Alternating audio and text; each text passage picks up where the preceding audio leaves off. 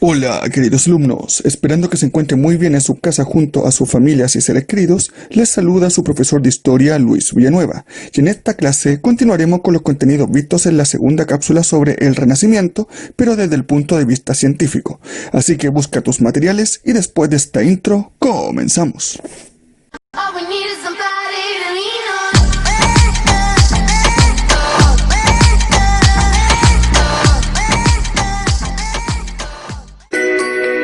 Los contenidos que veremos en esta clase las enumeramos en las causas del renacimiento científico, el método científico, la teoría heliocéntrica, el desarrollo de las matemáticas, la medicina y astronomía, el racionalismo y el empirismo, los avances científicos, los exponentes de la ciencia y las leyes de Kepler. Los conceptos clave que veremos son la razón y la interpretación, ciencia experimental, anatomía moderna, geocentrismo, heliocentrismo y órbita elíptica.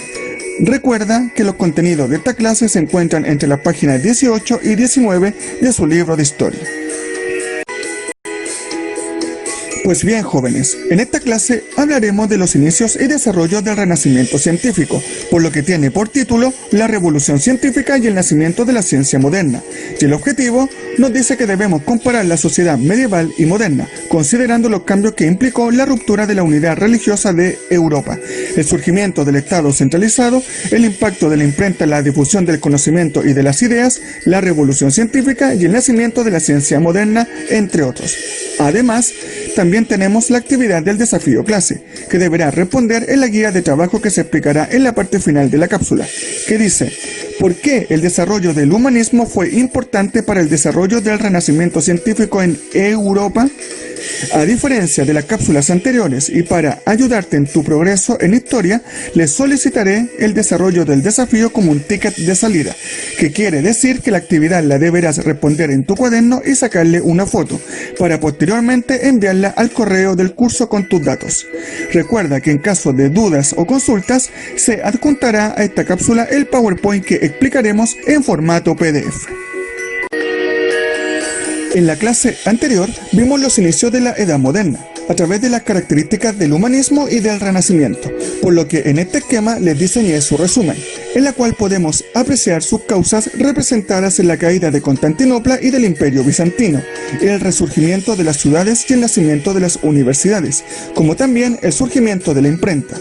Por último, en el desarrollo, apreciamos la importancia que tuvieron los mecenas para los artistas renacentistas, que se destacaron por el uso de la técnica de la perspectiva, además del nuevo foco de realidad e interés de estudio centrado en el ser humano, lo que conocemos con el nombre de antropocentrismo, el cual reemplazó a la concepción de mundo que predominó en la Edad Media, el cual se centraba en Dios y en la Iglesia Católica.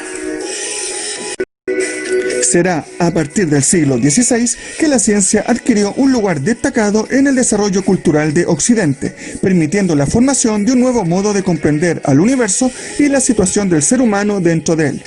Es por eso que paralelamente al desarrollo del humanismo, hubo quienes se volcaron con interés al estudio del mundo natural y pusieron en duda algunos conocimientos que habían sido aceptados durante siglos. Es por eso que va a ser importante el desarrollo de la observación y la experimentación, representados en los movimientos filosóficos del racionalismo y el empirismo. Algunas de las causas que vemos son las mismas que permitieron el desarrollo del humanismo, ya que se originaron de forma paralela. El redescubrimiento de textos científicos, la confianza del ser humano en su capacidad investigativa, expresada en la observación y experimentación, posibilitaron el desarrollo, por ejemplo, de la anatomía y la astronomía, buscando los mecanismos que explicaran su funcionamiento, lo que detallaremos más adelante. De todos los aportes renacentistas, el científico es el más irregular y el de menor desarrollo. Sin embargo, tres ámbitos se destacaron: las matemáticas con el desarrollo del álgebra y de la trigonometría, la medicina con las investigaciones y descubrimiento de la anatomía moderna, y por último, la astronomía, con la teoría heliocéntrica de Nicolás Copérnico, como la base del desarrollo astronómico moderno. Uno de los grandes aportes de la ciencia moderna fue el desarrollo del método científico, basado en la capacidad del ser humano de conocer la naturaleza a partir de la experiencia, la observación y el razonamiento, de manera que las hipótesis formuladas por los investigadores puedan ser probadas por métodos de verificación científica. A partir de este avance, se construirán una serie de postulados filosóficos que permitirán superar la escolástica y la filosofía aristotélica, que utilizaron parte de la filosofía clásica de Grecia y Roma para comprender la revelación religiosa del cristianismo durante la Edad Media. La incorporación de la experimentación marcó la gran diferencia entre la ciencia moderna y la ciencia clásica. El racionalismo, desarrollado por el francés René Descartes, planteaba que todo conocimiento nace a partir de una duda metódica en la razón humana. En cambio, el empirismo, desarrollado por el inglés John Locke, postulaba que la experiencia como el origen de todo saber humano. Tanto el camino inductivo, originado en la razón humana, como el deductivo, originado en la experimentación, serán las corrientes por las cuales se abrirá paso al pensamiento científico. Como se dijo en la clase anterior, la religión cristiana católica estuvo muy presente en todos los aspectos del ser humano europeo. Es por ello que vemos en este cuadro que la ciencia durante la Edad Media se desarrolló a través de la escolástica y la filosofía aristotélica, que unieron el pensamiento filosófico desarrollado en Grecia y Roma con el pensamiento teológico para comprender, interpretar y explicar las revelaciones sobrenaturales del cristianismo. Un ejemplo de ello fue la teoría del geocentrismo. En cambio, en la Edad Moderna se cambió el foco de estudio hacia el ser humano, por lo que los estudios sobre este y la naturaleza condujeron a la consolidación de la ciencia experimental y el método científico. Hacia el año 1300 se empezó a usar la brújula. En el curso del siglo XIV se usa la pólvora, se inventaron los cañones y arcabuces. El empleo de las armas de fuego fue determinante para el dominio de Europa para conquistar otros continentes. Hacia el año 1450, Johannes Gutenberg inventó la imprenta, siendo la Biblia la primera obra impresa. Se inventó el papel de lino y se reemplazó al pergamino. En el siglo XV se empezó a colocar relojes en las ciudades, especialmente en los campanarios de las iglesias. Hacia el año 1500 se inventó el reloj de bolsillo. A partir del siglo XV se perfeccionó la pintura al óleo, las bombas para sacar el agua de las minas y el torno de hilar. Se desarrolló la industria del vidrio, el vidrio transparente y los espejos, por lo que se conoció la técnica para pulir cristales, lo cual permitió el invento de los anteojos. También progresó la medicina, destacándose Andrés Vesalio, que publicó el primer estudio completo sobre anatomía humana, y Miguel Servet, que definió la circulación pulmonar de la sangre. En el desarrollo de la geografía posibilitó los grandes viajes, al generalizarse la idea de que la Tierra es redonda, gracias al trabajo del astrónomo italiano Paolo Toscanelli, que defendió esa tesis, la cual se comprobará con el viaje de Magallanes Elcano, que serían los primeros navegantes en dar la vuelta al mundo. Otros logros lo obtuvieron Martín Behaim, que confeccionó el primer globo terráqueo, y Gerardo Mercator, que inventó las primeras proyecciones. Pero fue la astronomía la ciencia que tuvo más progreso. En 1453, Nicolás Copérnico planteó el sistema heliocéntrico como verdad científica. En 1582, el Papa Gregorio XIII introdujo el llamado calendario gregoriano, usado hasta el día de hoy en el mundo de Occidente, que corrigió los errores del calendario juliano desde los tiempos de Roma. El alemán Johannes Kepler confirmó matemáticamente la teoría heliocéntrica de Copérnico y formuló las 3 leyes del movimiento planetario que veremos posteriormente. El italiano Galileo Galilei construyó un telescopio, confirmando también el sistema heliocéntrico de Copérnico. Además, descubrió las leyes del péndulo, del movimiento, de los cuerpos lanzados y de la caída y la gravedad, estableciendo las leyes fundamentales de la mecánica.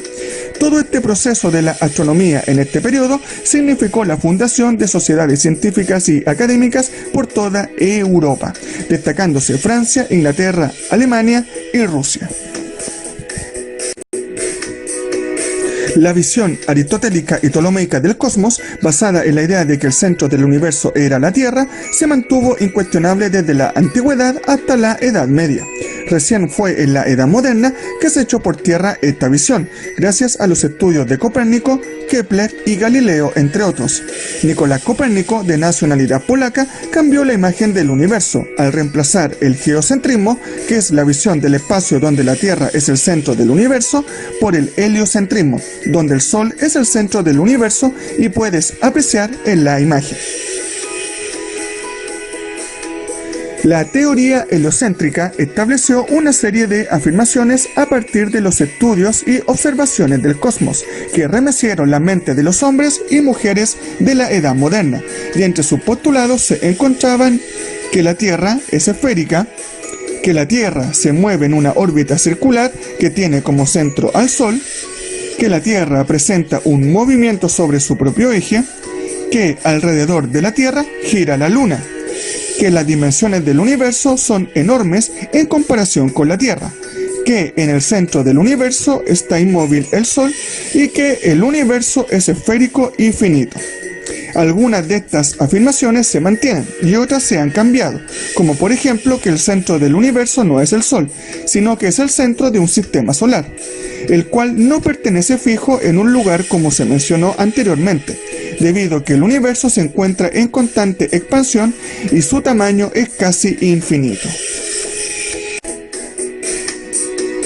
Ahora veremos algunos exponentes de la ciencia de este periodo, partiendo con William Harvey, que permitió conocer el mecanismo de circulación de la sangre y su distribución en el cuerpo; de Ambroise Paré, que aplicó la técnica de la ligadura de arterias en las amputaciones; de Andrés Vesalio, que ya lo habíamos mencionado anteriormente, y que ahondó en el estudio de la anatomía, describió los huesos, ligamentos, músculos, los vasos sanguíneos y los nervios; y de Tycho Brahe, que diseñó instrumentos astronómicos para medir la posición de estrellas y planetas.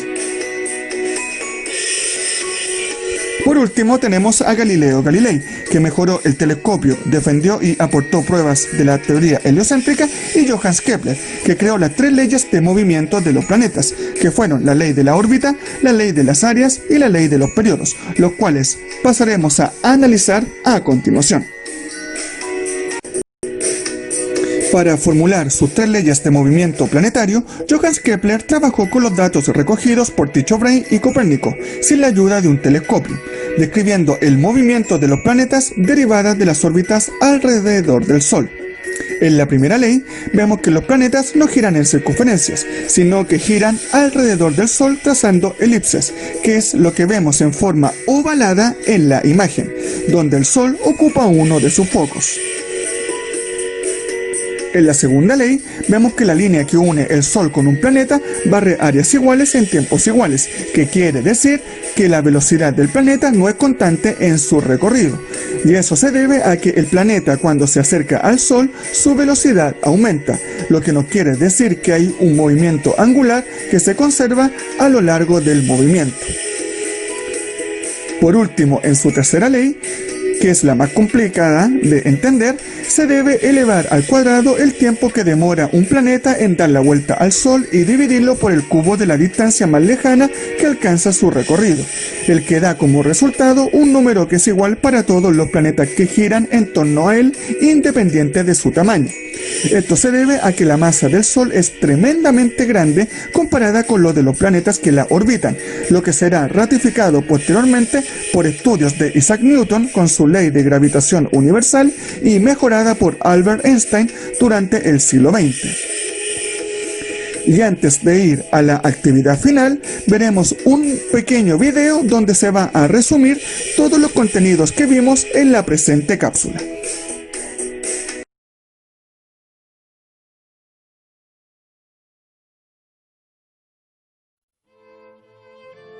El Renacimiento fue también una época de grandes avances científicos, gracias a que muchos pensadores buscaron la explicación de los fenómenos naturales a partir de la razón y la experimentación.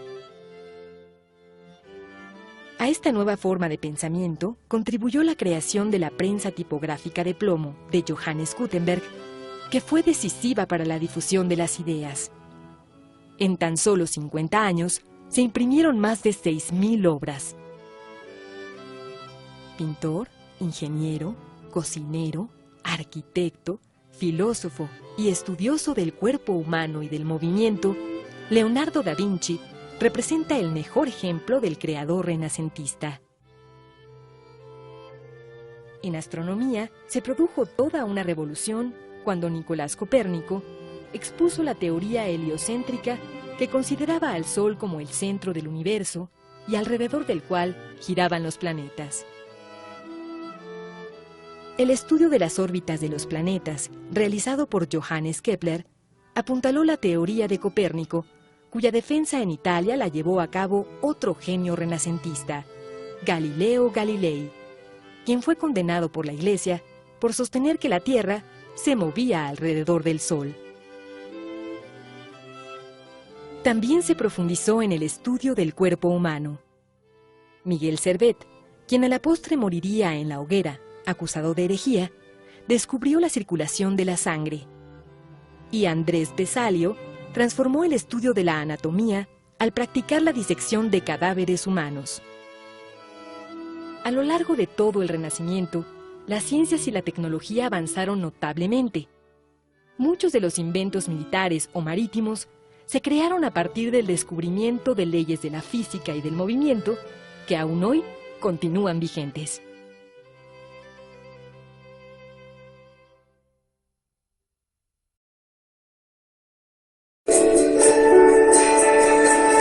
Finalmente, hemos llegado a la última parte de la cápsula. Las actividades que deberás realizar corresponden solamente a lo visto en la cápsula, como lo puedes ver en su título de clase y objetivo. En el propósito de la clase, se espera que a través de los contenidos observados en la cápsula puedas desarrollar las actividades que se mencionan a continuación. Para ello, es importante que tomes apuntes en su cuaderno y reflexionar sobre estas. Recuerde que esta guía, como la de las anteriores cápsulas, no se imprimen y se deben copiar las actividades en el cuaderno, colocar su nombre, la fecha y el objetivo de la clase. Estas se revisarán a la vuelta de clases presenciales. Posteriormente, tome apuntes de los elementos más importantes de la cápsula que podrá encontrar en el canal de YouTube de la escuela, la cual puedes ingresar pinchando en el siguiente link. Con respecto a las actividades, desarrolle las preguntas de su libro de historia de la página 19 de la primera actividad, las preguntas A, B y C, la que estoy mostrando.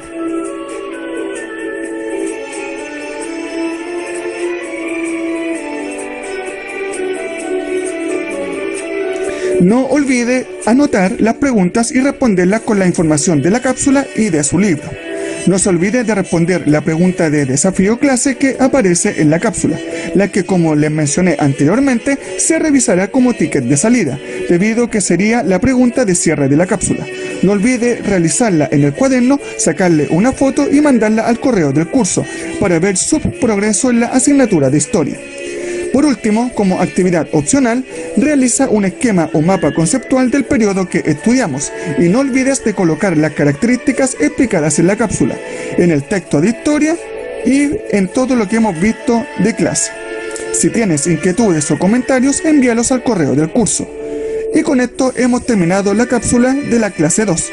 Cuídense mucho y recuerden que el estudio continuo es el camino al éxito, para que logres desarrollar todos los conocimientos que te van a permitir cumplir tus sueños profesionales y ser feliz, como este tema de la vida es bella. Hasta la próxima.